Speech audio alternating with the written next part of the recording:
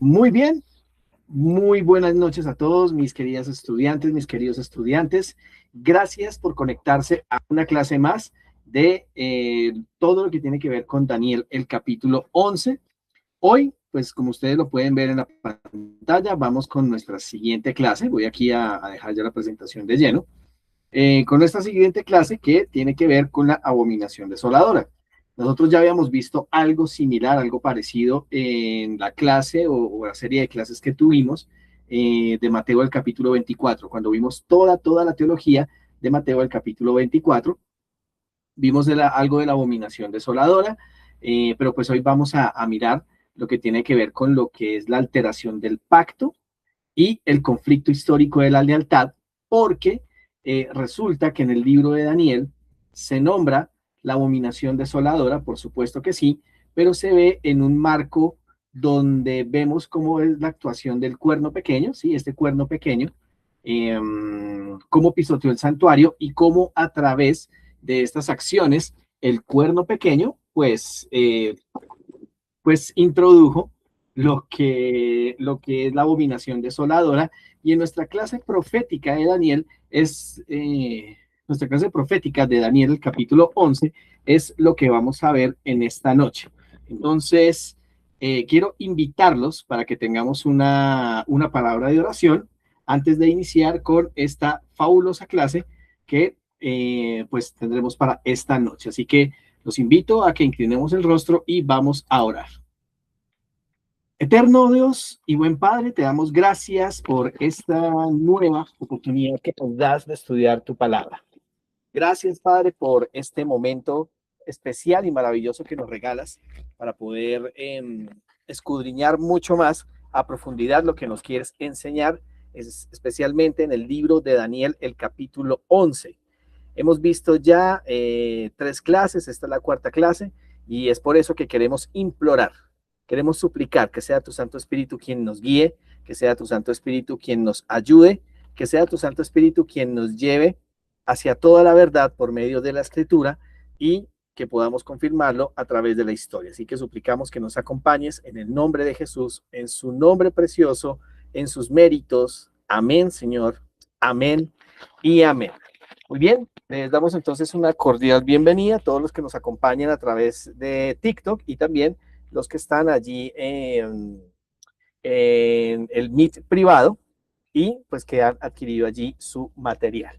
Pues bien, para los amigos de TikTok, si ustedes desean tener el material, pues los invito entonces a que me escriban por interno y de esta manera hacerles llegar pues todo lo concerniente a cómo adquirir el material. Se ha escrito un libro, allí están todas las presentaciones, también están los videos, todos los videos para que lo puedan repasar una y otra vez. Y también se encuentra 2 regalos muy especiales. Uno es todo el panorama de Daniel 2 hasta Daniel 8 para poder situarnos en la historia, en lo que compete a estas clases. Y también tenemos un cuadro, tenemos una línea donde se ven en detalle todos los acontecimientos que van a suceder antes del cierre de la gracia, después del cierre de la gracia, el milenio y finalmente también lo que sucederá en el cielo nuevo y en la tierra nueva. Así que invitadísimos para que asistan a estas clases proféticas de Daniel, el capítulo 11, que estaremos dictando hasta el próximo lunes. Bien, iniciamos entonces. Voy aquí a bajar mi Biblia. Un segundo, por favor. Voy a bajar aquí mi Biblia y vamos a iniciar. Vamos a iniciar. Muy bien. Cumplimiento histórico en el sitio de Jerusalén. En Mateo 24 y Lucas 21, a la luz del marco profético de las 70 semanas, vamos a examinar esto que hemos denominado o que se llama la abominación desoladora. Así que quiero invitarlos para que vayamos a Daniel el capítulo 9. Daniel el capítulo 9, vamos a abrir allí las escrituras. Daniel el capítulo 9, porque es muy importante todo este marco profético, histórico, para poder entender y situarnos en lo que implica este estudio bíblico. Daniel capítulo 9. Vamos a leer los versículos 26 y 27. Daniel 9, versículos 26 y 27, que nos dice lo siguiente. Después de las 62 semanas se le quitará la vida al Mesías y nada le quedará. El pueblo de un príncipe que ha de venir destruirá la ciudad y el santuario. Su final llegará a ser como una inundación hasta el fin de la guerra. Durarán estas devastaciones. Eso es lo que dice Daniel capítulo 9, versículos 26 y 27. Ahora, hay algo muy importante y es que la profecía de las 70 semanas inicia exactamente en el año 457 antes de Cristo. ¿Sí? En ese tiempo. Hasta el año 34. Pero ahí tenemos que pasar por el año 27, que es el bautismo de Jesús, ¿sí? El bautismo de Jesús, que es en el año 27. En el año 31 se le quita la vida al Mesías y finalmente en el año 34 es el cierre de la puerta de la gracia para esta población porque en ese año pues sucedió el martirio de Esteban, el apedreamiento de Esteban. Entonces Daniel el capítulo 9 me está marcando todo este marco cronológico. Nacimiento del Mesías, crucifixión del Mesías, el martirio de Esteban, ¿sí? En el año 34. Finalmente, este apedreamiento sucede en el año 34. La ejecución, precisamente, la ejecución histórica de este cierre del tiempo de la gracia se da hasta el año 70 después de Cristo, que es cuando se sitia Jerusalén, ¿sí? Y allí viene entonces el juicio para el pueblo de Israel, para Jerusalén, y de esta manera se cumple proféticamente cuando los romanos, comandados por Tito, sitiaron Jerusalén, destruyeron la ciudad y terminaron por destruir el santuario o el templo de Jerusalén como tal. Pues bien, ahora tenemos que ir a ver algo muy, muy importante, algo muy, muy interesante. Vamos a volver a leer Daniel el capítulo 9. Daniel el capítulo 9 y los versículos 26 y 27. Daniel capítulo 9, versículos 26 y 27, que nos dice lo siguiente. Después de las 62 semanas se quitará la vida al Mesías y nada le quedará. El pueblo de un príncipe que ha de venir destruirá la ciudad y el santuario, hablando de Tito, ¿sí? Y el sitio de Jerusalén en el año 70. Destruirá la ciudad y el santuario. Su final llegará como una inundación y hasta el fin de la guerra durarán las devastaciones. Versículo 27. Por otra semana más confirmará el pacto con muchos, que son los 3 años y medio que suceden después de la muerte de Cristo. Por otra semana más confirmará el pacto con muchos y a la mitad de la semana, escuchen bien, a la mitad de la semana hará cesar el sacrificio y la ofrenda. Esa mitad de la semana corresponde al año 31 cuando Cristo es crucificado.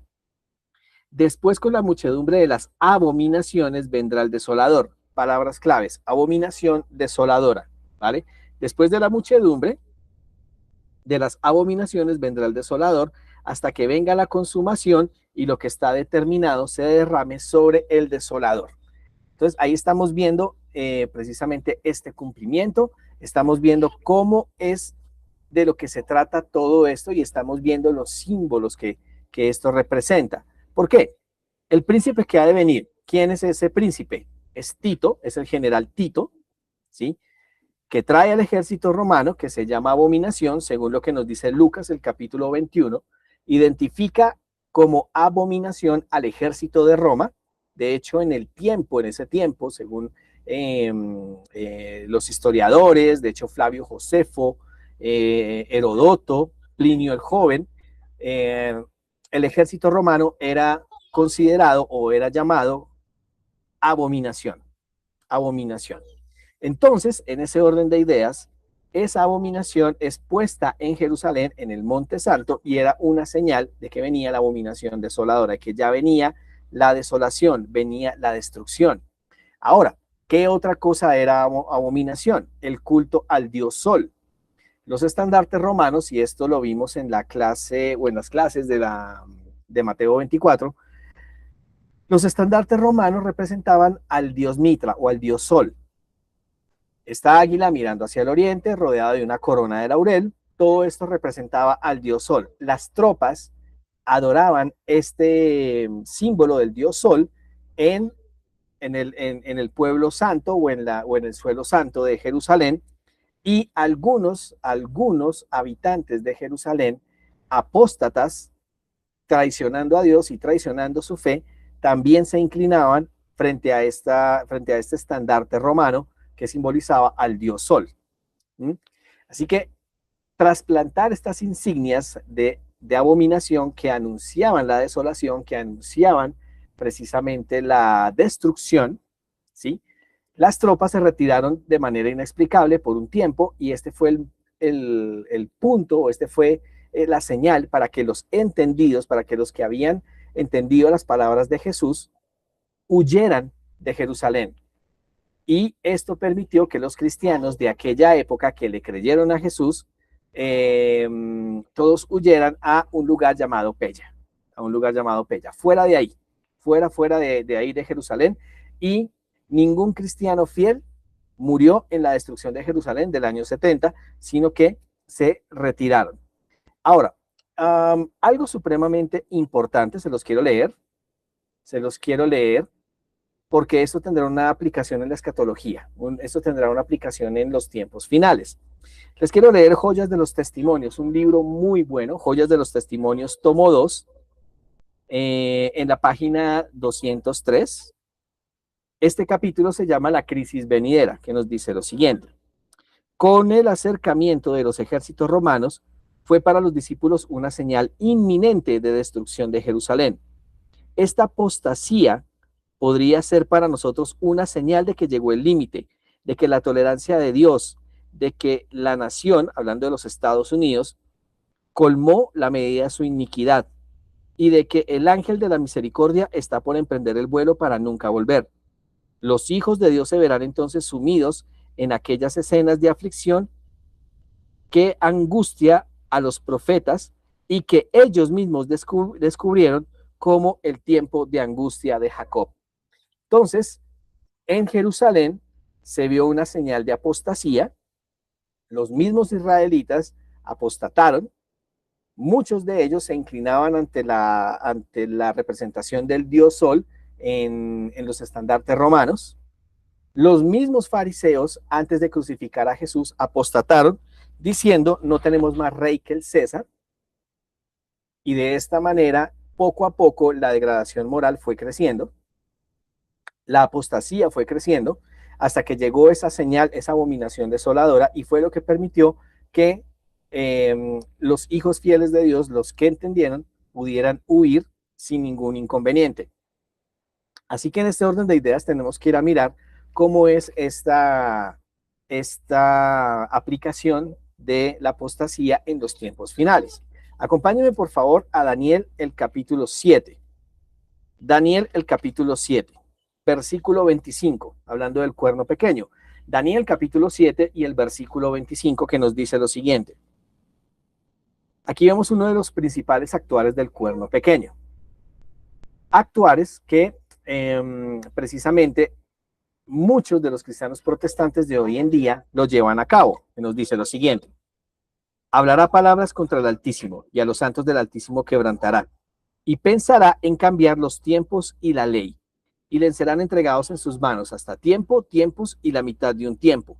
Pero vamos a detenernos en un punto importante. En dos. Primero, hablará palabras contra el Altísimo. Y son estas palabras blasfemas. Palabras que en sus propios catecismos argumentan que el Papa tiene exactamente la misma dignidad de Dios el Padre. Que tienen el lugar de Dios en la tierra, se adjudican el poder de perdonar pecados, tienen su propia moneda. Aparte de eso, pues se ponen sobre sí muchos poderes que solo le competen a Dios. Y hay otros ritos en donde ellos prácticamente vendrían a ser como co-creadores junto con Dios.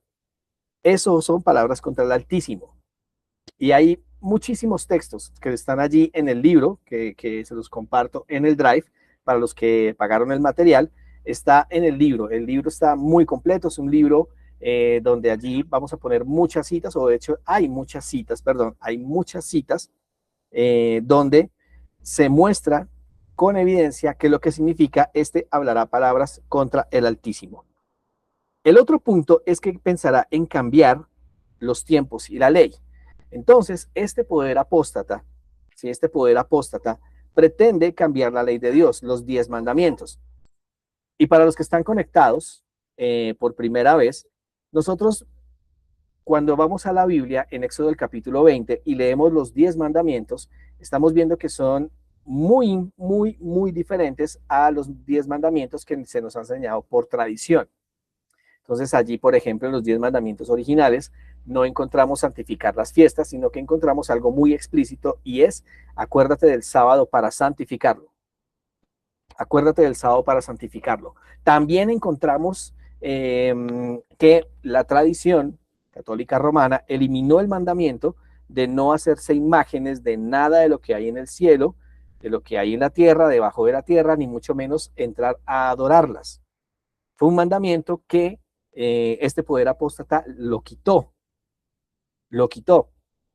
Entonces, esta actuación del cuerno pequeño, que es el papado, como lo hemos visto en clases anteriores, cambió la ley de Dios, o pensó en cambiar la ley de Dios, y ese es una de las muestras de apostasía, y que este poder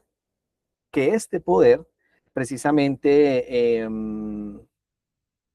hará esfuerzos para que esta apostasía sea mundial, para que todos adoren en el día del sol, ¿sí? Y no en el día que Dios había declarado santo. Y esto es lo que va a pasar, eso es lo que va a acontecer, y el cuerno pequeño, que es el papado, va a estar empecinado e inclusive se va a aliar con el poder civil, con los reyes de la tierra, como lo dice Apocalipsis 17, para lograr ese cometido. Pero vamos a ver cómo es que lo va a lograr. ¿Cómo es que lo va a lograr? Daniel capítulo 11. Daniel el capítulo 11.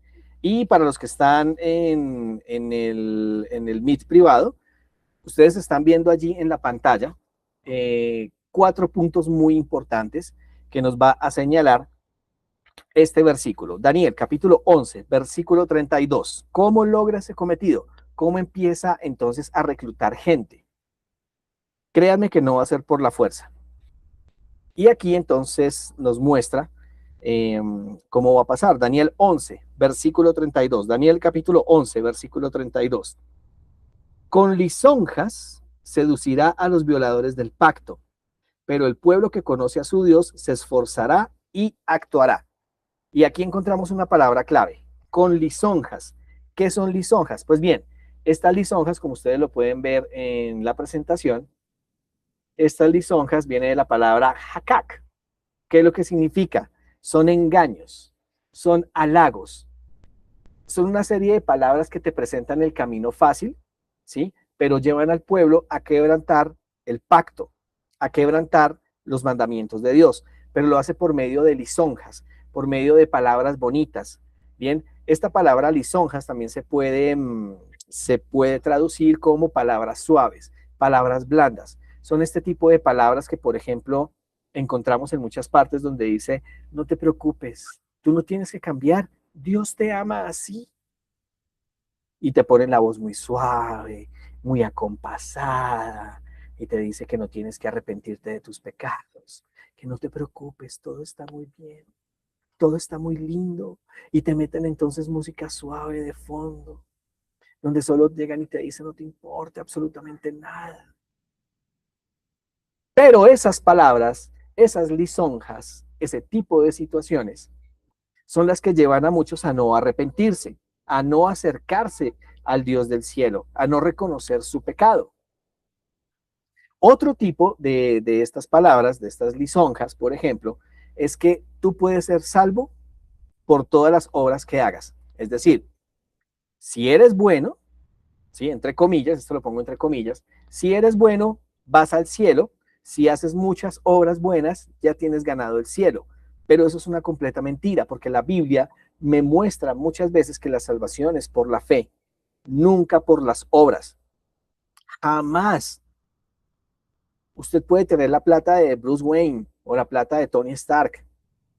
Puede hacer muchas obras benéficas, pero eso no le da la entrada al cielo. Pero este poder apóstata enseña que usted es salvo por las obras.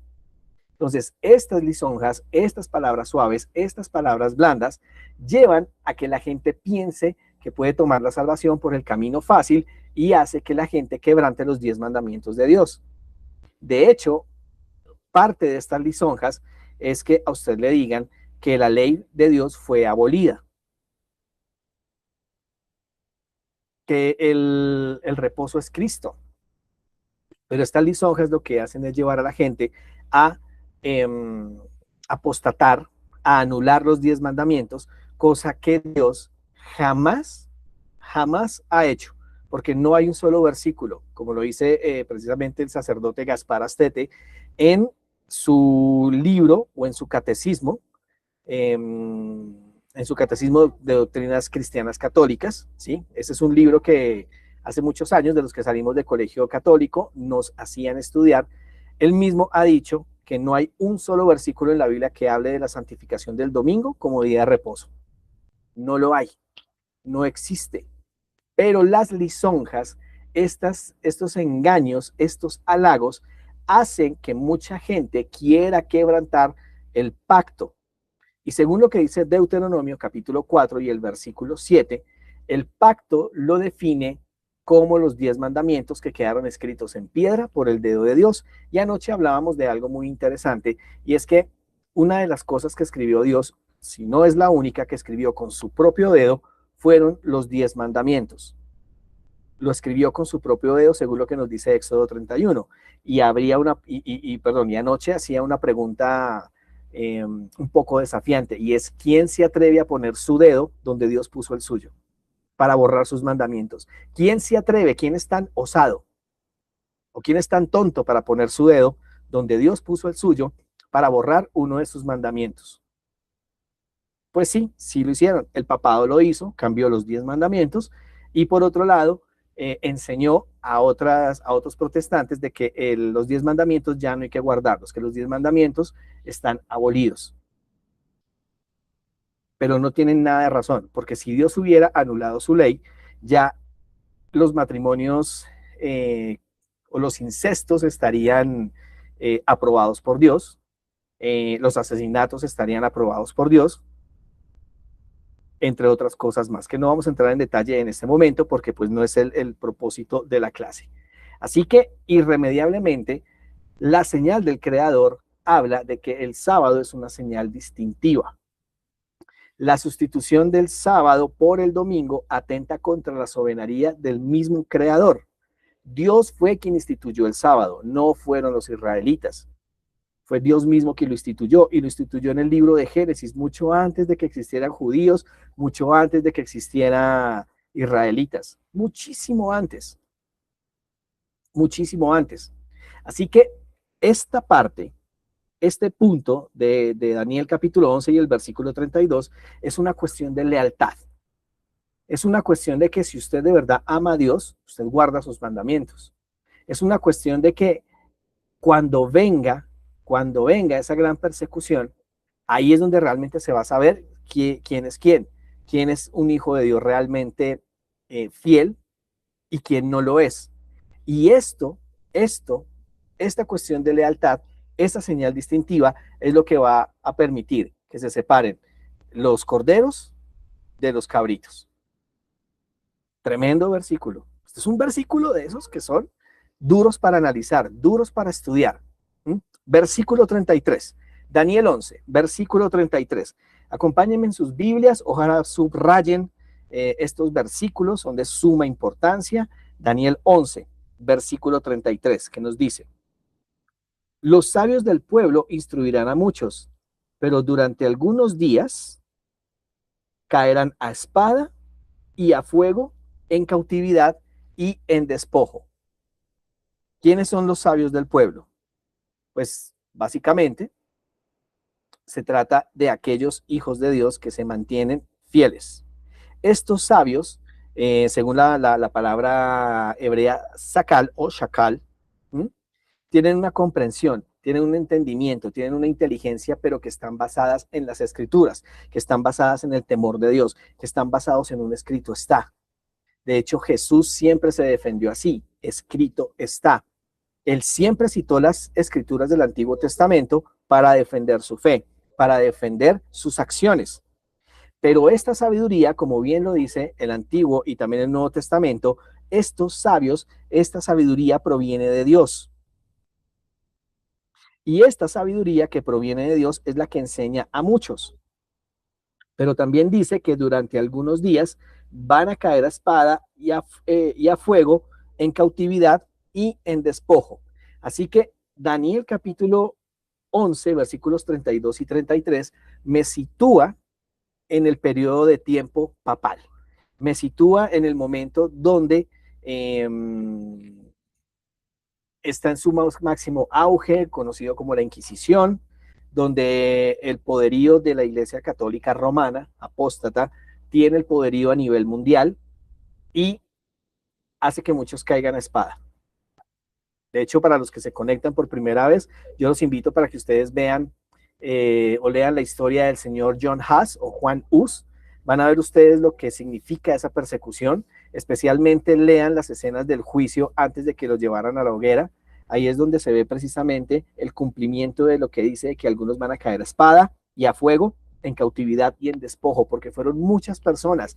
Lo mismo pasó con el señor John Wesley, con el señor John Calvin también, ¿sí? Juan Calvino, el pueblo de los valdenses, un pueblo que lo desaparecieron completamente de la faz de la tierra, lo borraron, lo persiguieron hasta borrarlos de la faz de la tierra, porque esta población estaba dedicada generaciones enteras a transcribir la Biblia y partes de la Biblia a mano, y ellos iban a las poblaciones cercanas y las regalaban. Y si alguien del papado lo encontraba, o alguien amigo del papado encontraba que estaban haciendo estas cosas, los encerraban, los torturaban y los mataban. ¿Mm? A esto se refiere cuando habla de este tipo de cosas. ¿Mm? Entonces, ¿cuál era la misión de ellos? Instruir en lo que está escrito. Que si entonces, por ejemplo, el papado decía que ellos tienen el poder de perdonar pecados, pues resulta que la Biblia dice que no es así. Que si entonces el papado dice que la cabeza de la iglesia es el papa, pues resulta que la Biblia me dice que no, que es Cristo la cabeza de la iglesia. Es la cabeza de la iglesia. ¿Mm? Entonces, por ejemplo, vamos a ver aquí en este cuadro que ustedes están viendo en la pantalla, para los que están en el Meet privado. Hay un cuadro allí donde vamos a mirar, o donde se puede ver precisamente cómo fueron estas actuaciones a cuchillo y a espada, cuando precisamente la Inquisición medieval, mediante la violencia física y directa, iban en contra de los verdaderos hijos de Dios, en contra de los creyentes. Sé muy bien que algunos que tergiversan la historia dicen que la Inquisición mataba a mujeres libres, pensadoras, que mataban a los científicos, que no es cierto, no es cierto. Cuando usted va realmente a los libros de historia, usted va a encontrar que la Iglesia Católica en ese tiempo, la Inquisición medieval, la Inquisición papal, perseguía a los hijos de Dios, que le decían: usted no es la cabeza de la Iglesia, Papa, es Cristo. Nadie se salva por obras, todo el mundo es salvo por la gracia. Y a esas eran las personas que los perseguían. No eran a los libres pensadores, no eran a los científicos. Eso es una gran mentira. Y como lo vimos anoche, este poder papal de la Inquisición medieval, legalmente hay un registro entre 50 a 80 millones de personas que murieron durante el 508 a 1798. Que mataron a fuego, muchos murieron en la hoguera, hay muchos martirios en la hoguera. Ya les nombré al señor John Hus, también su gran amigo y que lo acompañó en sus gestas, que es Jerónimo. Hay muchos mártires. Esta es una prueba candente, es una purificación de fe. Y dentro de la historia del señor John Hus o Juan Hus, me llama mucho la atención la forma en que él murió. No por el hecho de haber sido quemado, sino por el hecho de que mientras se quemaba, él cantaba himnos de alabanza al Eterno. ¿Mm? En cautividad, ¿a qué se refería eso? Había un encarcelamiento sistemático de disidentes y de reformadores. ¿Mm? En despojo, prácticamente la confiscación de bienes. El papado confiscaba los bienes. el papado quitaba, o lo que en palabras de de Hugo Chávez cuando vivía, expropiese. Ese edificio de quién es, expropiese. Así tal cual. Expropiaba, confiscaba los bienes, despojaba tierras. Los campesinos eran llevados a la cárcel y el papado se quedaba con esas tierras, con esas propiedades que después las vendería por subasta para ganar mucho dinero. Ya lo vamos a ver más adelante. ¿Mm? Ahora, versículo 34. Daniel 11, versículo 34, nos dice lo siguiente. En su caída serán ayudados con un pequeño socorro, y muchos se juntarán a ellos con lisonjas. Primera parte, dice que viene un pequeño socorro. Pues bien, este pequeño socorro vino con la intervención de la Reforma Protestante, es decir, a partir del año de 1517, cuando el señor Martin Luther o Martín Lutero se levanta y expone sus 95 tesis. Entonces hay dos hechos muy importantes, con lo cual se explica aquello de lo del pequeño socorro en el versículo 34, y es, se levanta la Reforma Protestante de forma pública, de forma fuerte, y al mismo tiempo los primeros peregrinos salen de Europa y llegan a Estados Unidos por la isla de Massachusetts. Ahí tenemos un pequeño socorro, ahí tenemos un pequeño auxilio. ¿Mm? Esto se complementa con lo que habla Apocalipsis 12:16, donde la tierra ayudó a la mujer que estaba siendo perseguida por el dragón. Que estaba siendo perseguida por el dragón. ¿Mm? Entonces, en ese orden de ideas, cuando leemos el versículo 34, dice que en su caída serán ayudados con un pequeño auxilio y muchos se juntarán a ellos con lisonjas, con lisonjas. Entonces, básicamente pasa lo mismo que pasó en Éxodo, que muchos, que se llama la multitud mixta, se unieron al pueblo de Israel, no porque amaran a Dios, no porque creyeron en sus promesas, sino que se unieron de manera hipócrita. Y esta multitud mixta fue lo que hizo caer muchas veces al pueblo de Israel. Muchísimas veces. ¿Mm? Vamos a ir, versículo 35. Versículo 35. También algunos de los sabios caerán para ser depurados y limpiados y emblanquecidos hasta el tiempo determinado, porque aún para esto hay plazo o hay tiempo. ¿Quiénes son los purgados? ¿Quiénes son los blanquecidos? Básicamente se refiere a todo ese pueblo que fue probado y que está siendo probado hasta el tiempo del fin. Todo ese pueblo, eh, que terminó esa gran prueba hasta 1798, ese gran pueblo fue purificado. Y entonces esto vemos un paralelo en el quinto sello. En el quinto sello donde dice que las personas que fueron muertas y decapitadas por la palabra del Señor gritan a Dios diciendo, ¿hasta cuándo, Señor? ¿Hasta cuándo vas a vengar nuestra sangre? ¿Mm? Entonces ya estos mártires recibieron sus ropas blancas, ya ellos tienen su corona de la vida asegurada, completamente asegurada, pero fueron emblanquecidos, limpiados por las pruebas, y están esperando otro grupo de mártires, porque va a haber otro grupo de mártires, y también están esperando que el Señor regrese para que finalmente se les cobre venganza, se les haga venganza. ¿Cuál es el tiempo prefijado? Cuando dice que, porque aún para esto hay plazo. ¿Cuál es ese plazo? ¿Cuál es ese tiempo fijado? 1260 años. Este plazo fijado se termina en 1798, cuando el papado es derrotado por la Revolución Francesa. Pero ya vamos a ir allá más adelante. Ahora, versículo 36, nos toca correr. Daniel 11, versículo 36, pero como les digo, esto lo van a tener mucho más a detalle en el libro, ya por fin lo terminé de escribir hoy. En ese libro ustedes van a tener todo el detalle, mucho más detallado, esto que estamos viendo acá, con muchas más citas, mucho más citas históricas y mucho más detalle. Aquí estamos viendo para situarnos en el tiempo. Y en la clase de mañana, si nos vamos a llevar un poquitico más de tiempo, la clase de mañana, vamos a hablar de Daniel 11, versículos 40 al 45, que ya habla de la segunda etapa del papado, del cuerno pequeño, y esto ya tiene que ver con el fin del tiempo. Pero eso lo vamos a ver mañana. Versículo 36. Daniel 11, versículo 36. El rey hará su voluntad, hablando del rey del norte. El rey hará su voluntad, se ensorbecerá y se engrandecerá sobre todo Dios, contra el Dios de los dioses hablará maravillas y prosperará hasta que sea consumada la ira, porque lo determinado se cumplirá. Bien, ¿quién es el rey? Si vamos a Daniel 8:23, vamos a ver que está hablando del cuerno pequeño. Daniel 8:23. Vamos a leer rápido ese versículo. Vamos a ir allí rápidamente. Daniel capítulo 8 y el versículo 23. Fíjense que aquí está hablando acerca del fin del reinado de los anteriores. Veámoslo.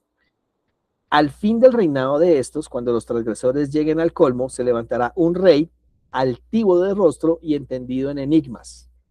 Bien, dice que al fin de este reinado, de estos reinados, ¿cuáles? Medo-Persia, Grecia y Roma. Recuerden el cuadro que habíamos visto. Babilonia, Medo-Persia, Grecia y Roma. Daniel capítulo 8 se sitúa en el tiempo de los medos y los persas. Por ende, cuando dice que al final del reinado de estos, está hablando del fin del reinado de los medos y los persas, de los griegos y del imperio romano militar o de la Roma imperial. Cuando dice que se levantará un rey altivo de rostro, está hablando del papado, está hablando del cuerno pequeño. Exactamente es el mismo punto. Entonces, cuando vamos a Daniel 11:36, dice que este rey hará su voluntad. ¿Sí? Y está hablando del cuerno pequeño, está hablando del papado, porque en el 508 se le dio el poderío para que gobernara tanto en el poder civil como en el poder religioso. Por eso hizo cuanto quiso. Durante todo ese tiempo hizo lo que quiso, hizo lo que prácticamente le pegó pues su voluntad. ¿Mm? El rey hará su voluntad. ¿Por cuánto tiempo? Durante 1260 años, del 538 a 1798. Dice que se ensorbecerá. ¿Mm? Dice que se ensalzará a sí mismo. Y pues resulta que esto es obra del enemigo. El ensalzarse a sí mismo, el de decir que soy lo máximo, de decir que después de mí no hay nadie, después de mí nada existe.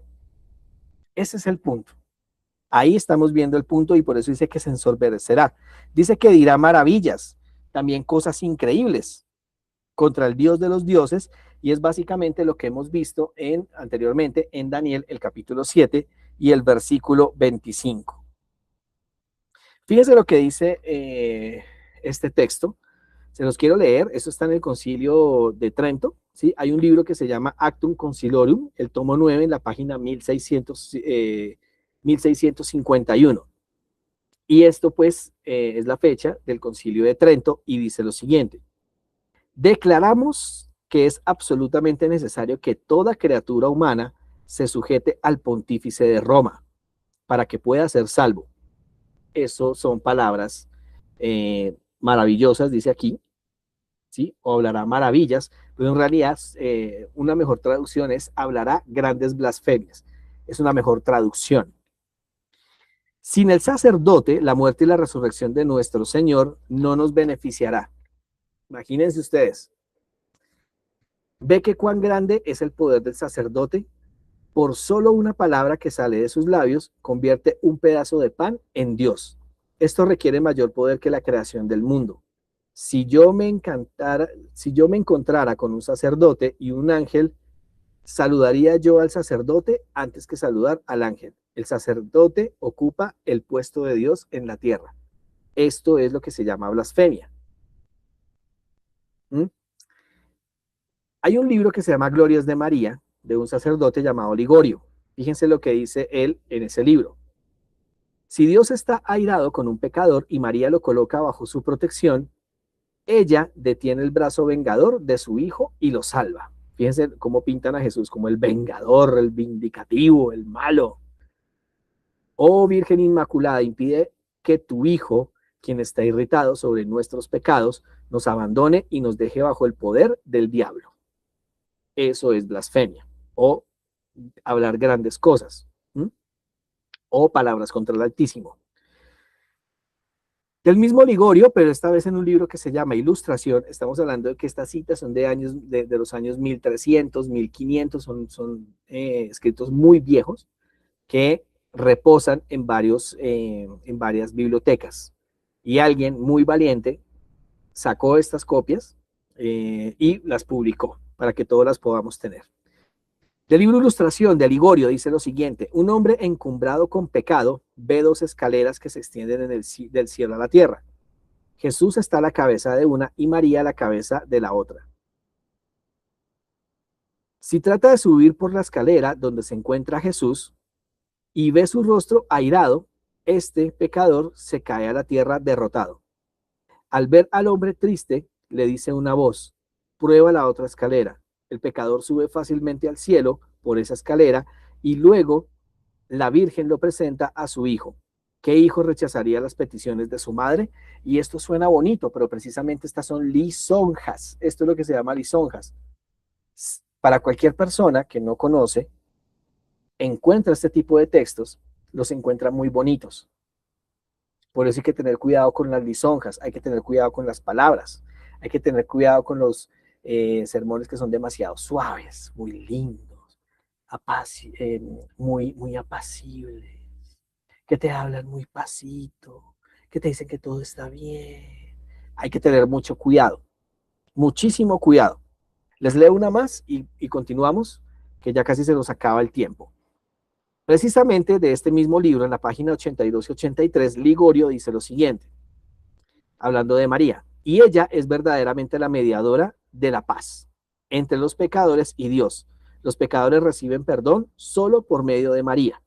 Suena lindo, pero es mentira. Suena lindo, pero no es lo que Dios dice en su palabra. Dice entonces el versículo 36, ¿sí?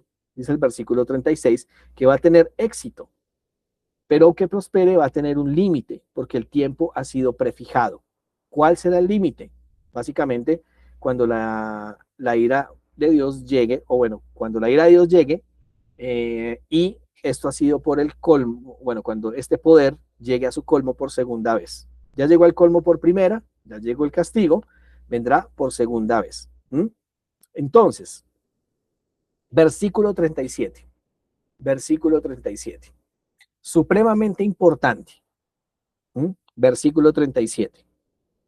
Del Dios de sus padres no hará caso, ni el amor de las mujeres, ni respetará Dios alguno, porque sobre todo se engrandecerá. ¿Y qué es lo que viene a decir acá? ¿Qué es lo que dice parte por parte? Primero, no hará caso, lo que ustedes están viendo allí en la pantalla. Dice que no hará caso. Bien, una ampliación básicamente quiere, o la encontramos mejor en el Salmo 28 y el versículo 5. Salmo 28, vamos a ir allá rápidamente. Salmo, el capítulo 28 y el versículo 5. Vamos a entender a la luz de la palabra qué es lo que significa esta parte de no hará caso. Vamos a volverlo a repetir. Versículo 37. Del Dios de sus padres no hará caso. ¿Qué es lo que significa? Salmo 28, 5 dice: por cuanto no atendieron a los hechos de Yahvé, ni a la obra de sus manos, él los derribará y no los edificará. Prácticamente es ignorar completamente la voz del Señor. Los hechos, fíjense que no habla solo de la voz, habla de los hechos. Así que cualquier persona que no haga caso, que quiera ignorar de manera voluntaria todo lo que Dios dice y lo que Dios hace, tiende a engrandecerse a sí mismo y termina por apostatar. Por eso los sermones que son muy fuertes no gustan. Ese es el punto en que la humanidad ha llegado. Ese es el punto en que la humanidad ha llegado. Dice entonces también Daniel 11:36, 37, perdón. Ni el amor de las mujeres. No va a hacer caso del amor de las mujeres. Pues bien, se tiene una interpretación general que se refiere al celibato de los sacerdotes que impusieron como una regla fuera de la Biblia. De hecho, para cualquier persona que quiera ser sacerdote dentro de la Iglesia Católica, pues no puede casarse, no puede tener esposa, pero ese mandato no está en la Biblia. De hecho, los sacerdotes del santuario de Israel, de Jerusalén, son casados. Son casados. ¿Mm? Entonces colocan esta regla por fuera de la Biblia. Sigue diciendo entonces que no respetará a Dios alguno, porque sobre todo se engrandecerá. Pero ahí en el inicio dice que el Dios de sus padres. Aquí la palabra padres significa aquellos que fundaron la iglesia, tanto del Antiguo como del Nuevo Testamento. ¿Qué tienen en común? Que los fundadores de la iglesia del Antiguo y del Nuevo Testamento creían en el Dios de Abraham, Isaac y Jacob. Exaltaban al Dios de Abraham, Isaac y Jacob. Entonces, en ese orden de ideas, cuando no hace caso al Dios de sus padres, dice que no hará caso al Dios de sus padres, precisamente está ignorando todo lo que la Biblia dice, todo lo que Dios dice en su santa y perfecta palabra. ¿Mm? Versículo 37, ya casi vamos a terminar. Tenemos que ver hasta el versículo 39 y 40 porque esto nos va a dar el marco para poder entender la clase de mañana. La clase de mañana sí va a estar un poquito más pesada, porque vamos a ver cómo va a ser el actuar de este cuerno pequeño, de este rey del norte, al final de todo esto, que no es diferente a lo que se había visto en Apocalipsis. Versículo 38, Daniel 11, versículo 38, nos dice lo siguiente: pero honrará en su lugar al Dios de las fortalezas, un Dios que sus padres no conocieron. Lo honrará con oro y plata, con piedras preciosas y cosas de gran precio. Dice precisamente allí la palabra del Señor. Ahora, ¿quién es ese Dios de las fortalezas? ¿Quién es ese Dios de las fortalezas? Miren, es el que se parece, bueno, el que aquí aparece como Mausim o fortalezas. ¿Quién es ese Dios Mausim? ¿Quién es ese Dios de las fortalezas? Básicamente se refiere al poder militar o el poder civil que usa el papado, para imponer una religión so pena de muerte. Ahora, para los que conocen un poquitico la historia, resulta, pasa y acontece que en Colombia, antes de la Constitución del 91, existía la Constitución de 1886, donde declaraba a Colombia como un país enteramente católico, apostólico y romano. No existía la libertad de culto. Ahora, esa Constitución pues no mataba o no enviaba a la muerte ni a la cárcel a aquellas personas que no profesaran la fe católica, pero sí eran bastante discriminadas, eran muy discriminadas por ello, por no profesar la religión católica. Entonces, hay un punto muy importante, y es que el papado utiliza el poder civil para imponer su religión. Así lo hizo durante 1260 años y así lo hará al final. El domingo va a ser impuesto por órdenes de los poderes civiles. A usted le van a decir cómo tiene que adorar a Dios por medio de las leyes civiles. ¿Mm? Que no conocieron sus padres, dice allí precisamente la parte, esta parte en la palabra del Señor, que no conocieron. Entonces tenemos que ir más allá de los ídolos, porque resulta que esta parte que dice que los dioses que no conocieron, pues está refiriendo al método de evangelización que usó el papado. ¿Por qué no lo conocieron? Pues si nosotros nos vamos, por ejemplo, a la forma como evangelizaban en el Antiguo y en el Nuevo Testamento, nunca vamos a encontrar que Dios impusiera su religión por la fuerza. Jamás lo hizo. Los apóstoles nunca llegaron por la fuerza a imponer la creencia. Por eso no conocieron al Mausim o al Dios de las fortalezas, porque no era la forma de evangelizar. Si llegamos de una manera impositiva, no estamos aplicando el método de Dios para evangelizar a la gente, para llegar con el mensaje de salvación. Ese no es el método de Dios. Jamás va a ser el método de Dios. ¿Mm? Y termina el versículo 38 diciendo: lo honrará con oro y plata y con piedras preciosas y cosas de gran precio. Pues bien, básicamente una palabra similar la encontramos en Isaías 44:9. ¿Mm? pero es para describir los costosos ornamentos con que los paganos adornaban sus imágenes. Entonces, para los que tienen un poquitico más de edad, aquí, bueno, y los que fuimos católicos, aquí, esta imagen que ustedes están viendo en la pantalla, si algún día pueden ir, vayan, vayan. ¿Mm? Esta es la famosísima iglesia de San Francisco, ubicada en la Jiménez con Séptima, para los que vivimos en Bogotá. Ustedes lo que están viendo allí es oro. Todo lo que está recubierto allí, que ustedes ven en la imagen, esto es de oro, porque es una costumbre. Entonces, a las imágenes, por ejemplo, de la Virgen, a las imágenes de los santos, a las imágenes de Jesús, había una costumbre de llenarlos de oro, de ponerles unos ornamentos muy grandes. Es por eso que algunos ven el cumplimiento de este pasaje con unos regalos valiosísimos que se le habían hecho a las imágenes de la Virgen y de los santos. Algunos lo interpretan de esta manera. Los hechos hablan por sí mismos. Entonces, cuando ustedes, por ejemplo, van a visitar esta iglesia de San Francisco, frescos no pecan por eso, tranquilos, no van a pecar por eso, ¿sí? Hay muchísimos cuadros.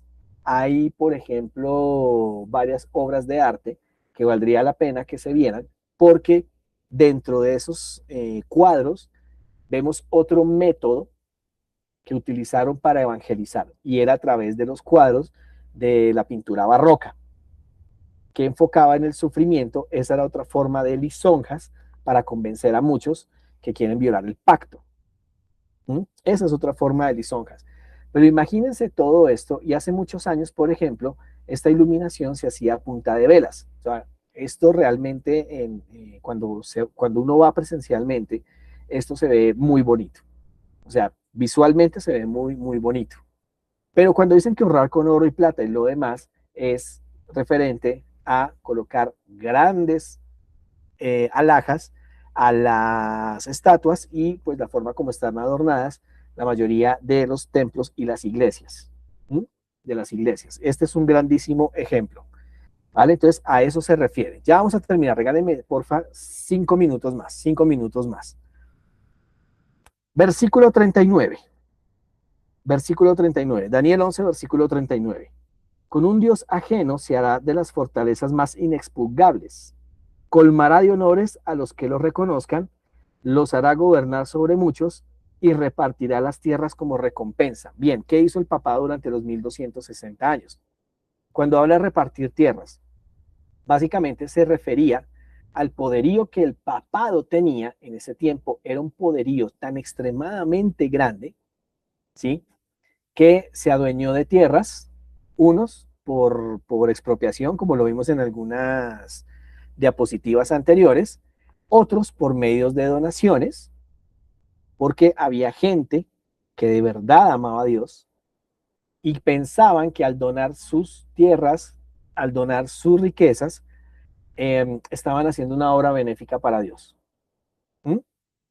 Otras, ¿sí? Otra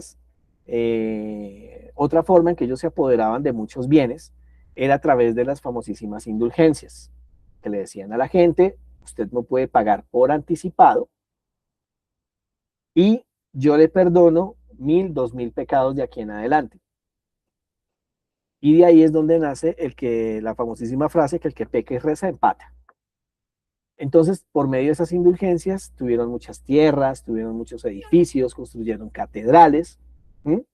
Y básicamente ellos repartían la tierra como les pareciera. Es más, cuenta la historia que precisamente el Papa Alejandro VI, que es el cuadro que ustedes están viendo allí, fue quien hizo la división política entre Portugal y España. Este Papa existió en la misma época de Cristóbal Colón.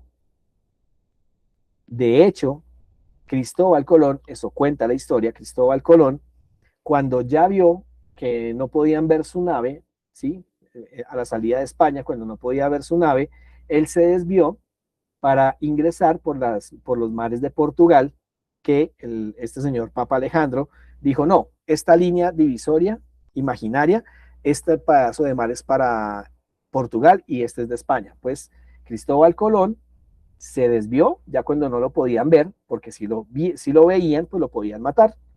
Y esa fue la forma como llegó a América. Bien, eso cuenta la historia. Entonces, básicamente la división política entre Portugal y España, esa división que está actualmente en el mapa, la hizo el Papa Alejandro VI. Imagínense el poderío que tenían ellos. Cuando dice que por interés, pues bien, hay algo muy importante aquí y es que ellos vendían las catedrales por subasta, pues obviamente el que más tuviera dinero. Al mismo tiempo que también vendían las indulgencias y entre más plata dieran, entre más dinero pues dieran, pues mayor sería la ganancia y pues obviamente esto no lo hacían por amor, sino por interés. Y finalmente enseñorear sobre muchos. ¿A qué se refiere esto? Básicamente lo hizo porque repartió ese poderío para estar por encima de muchos, castigarlos, encarcelarlos y matarlos. Y esto lo hará a través de lo hizo a través de los gobiernos y lo volverá a hacer a través de los gobiernos. Esta mezcla entre iglesia y el poder civil, entre el papado y el poder civil con los reyes de la tierra, es la mezcla extraña, la mezcla ilícita de Daniel el capítulo 2. Entonces, fijémonos que estamos tomando los mismos elementos, solo que aquí me lo está hablando con otros símbolos diferentes. Terminamos leyendo.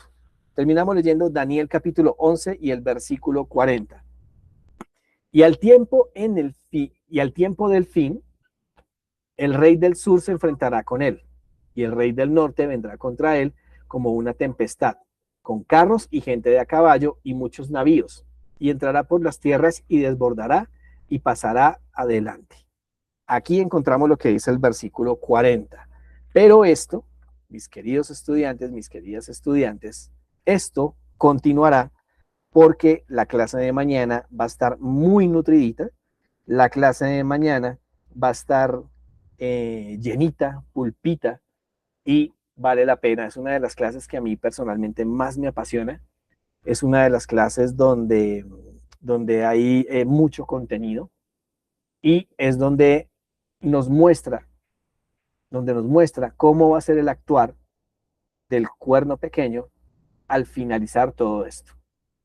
No se pierdan la clase de mañana. Igual nos conectamos a las 7 de la noche. Ya pues en estas horas, mañana estaremos en Santo Sábado. Así que qué mejor que estudiando la palabra del Señor que lo recibamos. Así que los invito a que tengamos una palabra de oración para finalizar con nuestra clase. Amantísimo Padre Celestial, te damos gracias porque eres bueno todo el tiempo.